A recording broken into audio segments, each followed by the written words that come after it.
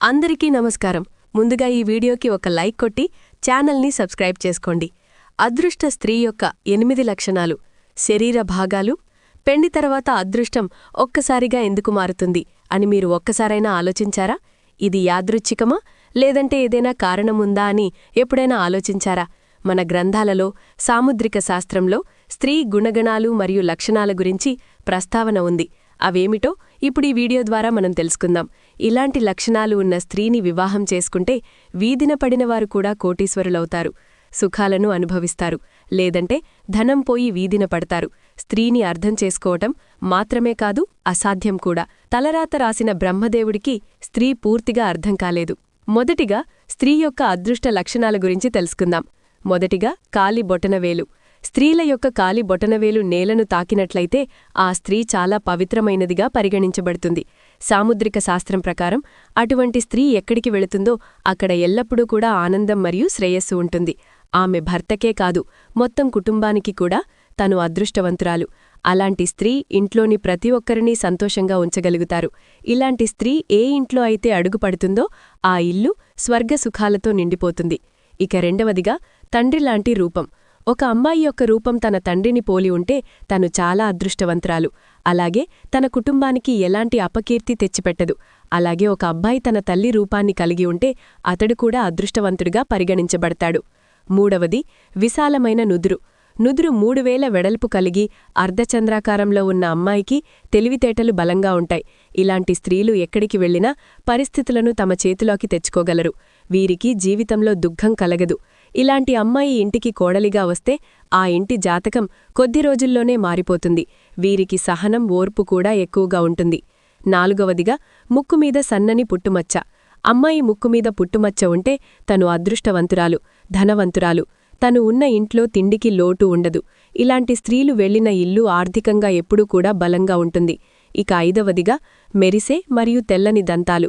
అందమైన, మెరిసే మరియు తెల్లని దంతాలు, పళ్ల మధ్య సందు ఉన్న అమ్మాయి అదృష్టవంతురాలు. ఇలాంటి స్త్రీలు ఎన్ని సమస్యలు వచ్చినా భర్తను వదిలిపెట్టడానికి ఇష్టపడరు. ఇక ఆరవదిగా స్త్రీ చేతివేళ్లు. చేతివేళ్లు మృదువుగా, సన్నగా ఉంటే అలాంటి స్త్రీలు తాము వెళ్లిన ఇంటికి కష్టాలు రాకుండా చూసుకుంటారు. ఈ మహిళలు తమ కుటుంబానికి ఎప్పుడూ రక్షణగా ఉంటారు. ఇక ఏడవది స్త్రీ కళ్ల యొక్క లక్షణాలు. ఎగువ మరియు దిగువ భాగం ఎర్రగా ఉండి తెల్లని భాగం పాలవలే కనిపిస్తుంటే ఆ స్త్రీ చాలా అదృష్టవంతురాలు. ఆమె నడక రాజహంసలాగా, ఆమె నడుము సన్నగా ఉంటే భర్త ద్వారా సకల భోగాలు అనుభవిస్తుంది. ఇక ఎనిమిదవది స్త్రీ యొక్క వెంట్రుకలు. అమ్మాయి చేతిమీద ఎక్కువగా వెంట్రుకలు లేకుండా మృదువుగా ఉన్నట్లయితే అలాంటి స్త్రీ తన కుటుంబాన్ని కష్టాల నుండి బయటపడేయడం కోసం తన భర్తతో పాటు ఎలాంటి కష్టాలనైనా భరించడానికి సిద్ధంగా ఉంటుంది. ఏ స్త్రీకైతే అందమైన మరియు పొడవైన జుట్టు ఉంటుందో ఆమెను మహాలక్ష్మీ స్వరూపంగా భావిస్తారు. అటువంటి మహిళను వివాహం చేసుకున్నట్లయితే ఆమె సౌభాగ్యవంతురాలవుతుంది. ఇంటికి సౌభాగ్యాన్ని తీసుకువస్తుంది. ఆ కుటుంబం ఎప్పుడూ కూడా ధనధాన్యాలతో నిండి ఉంటుంది.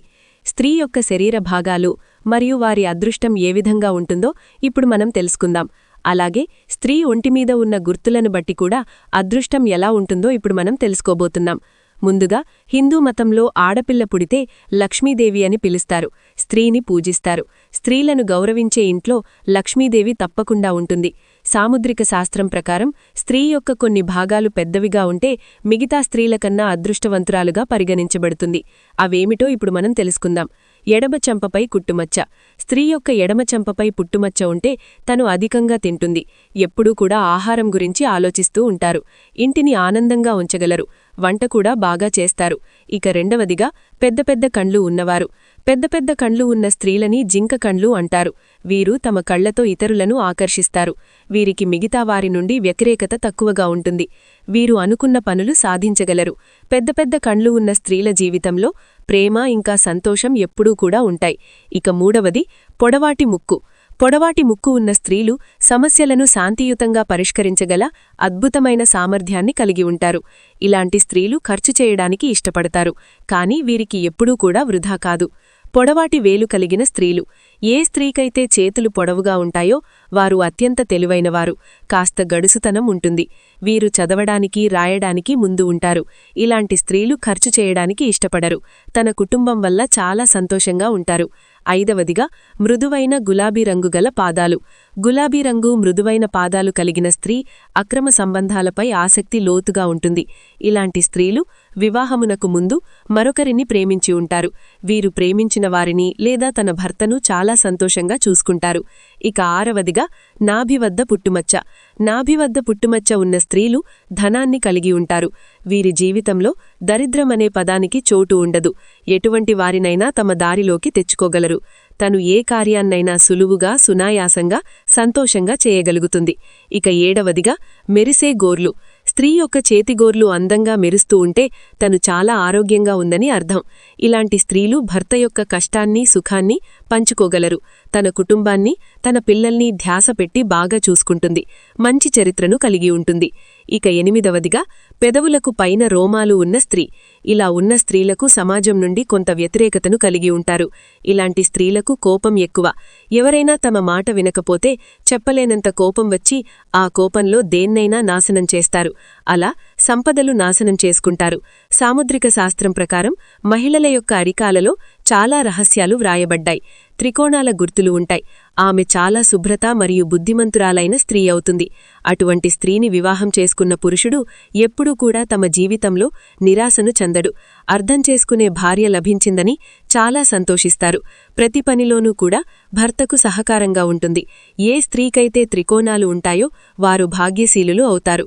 అలాగే చాలామంది ఆడవారి మొహం మీద పుట్టుమచ్చలను చూసే ఉంటారు.